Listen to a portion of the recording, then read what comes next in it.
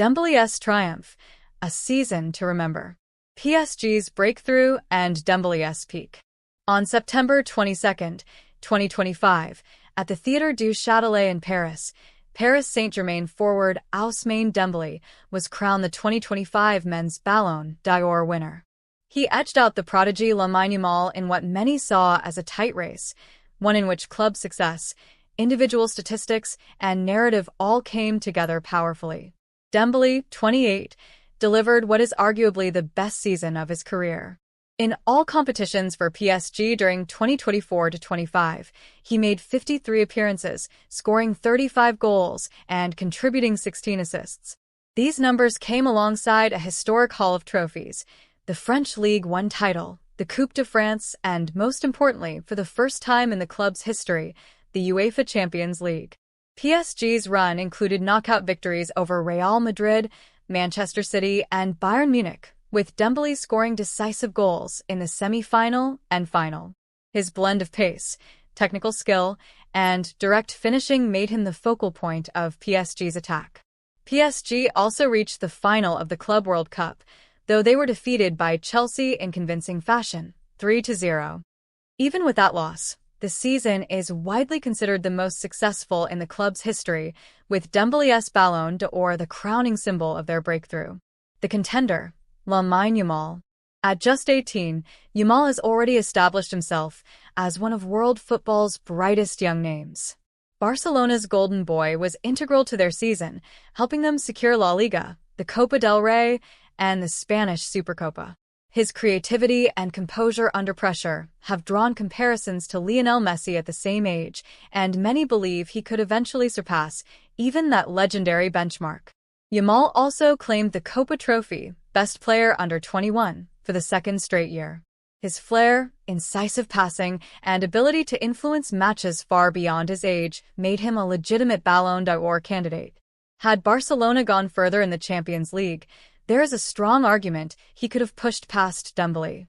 Ceremony, emotions, and reactions. When the award was announced, the atmosphere in Paris was electric. Dembele, sidelined by injury and absent from PSG's Ligue 1 squad that week, was visibly emotional as he took the stage. He dedicated the award to his family, teammates, PSG staff, and fans, making a special mention of Luis Enrique, his coach, whom he called like a father. "I never played football for individual awards," Dembele said.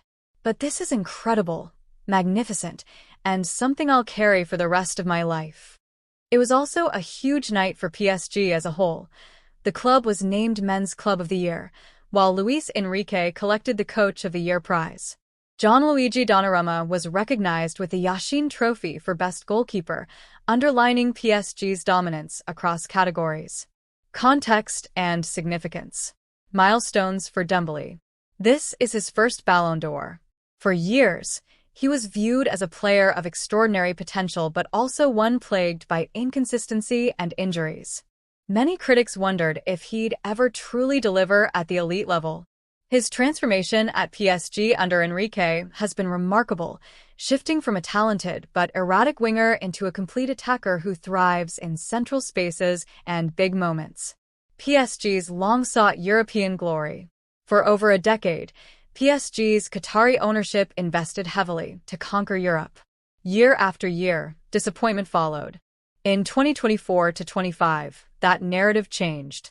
Dembele's clutch performances, particularly in the Champions League semi-finals and final, helped finally deliver the one trophy that had eluded them: the young star's ascent. For Yamal, this runner-up finish signals more than potential.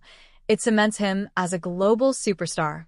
Very few players of his age have ever reached such a level.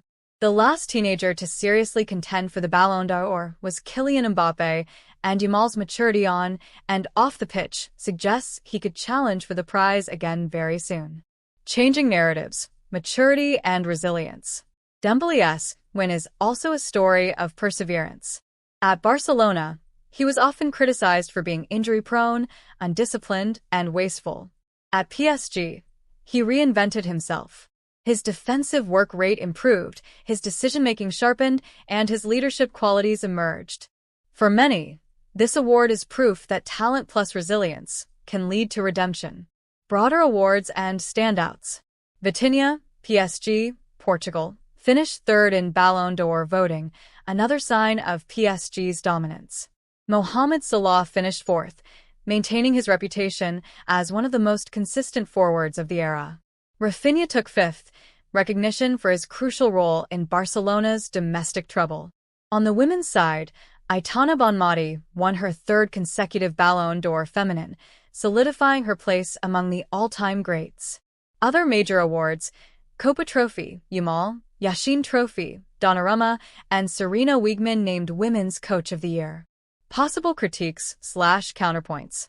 Some argue Yamal's influence, particularly his assist numbers and creative spark, merited even greater recognition. Others point out that Dembele was injured late in the season, missing key domestic matches, which may raise questions about his longevity at this level. There are also broader debates about how Ballon d'Or voters weigh team success versus individual brilliance. Had PSG failed to secure the Champions League, would Dembele still have edged Yamal? Many suspect the vote could easily have gone the other way. What lies ahead? For Dembele, the challenge is now consistency. Winning the Ballon d'Or is often described as reaching the mountaintop, but staying there is harder.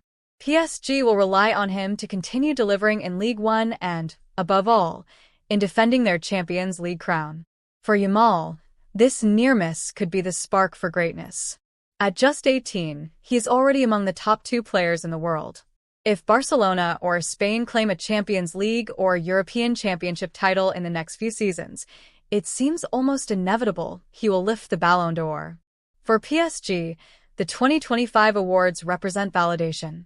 Years of criticism for overspending and underachieving can now be replaced with proof of strategy, coaching, and player development.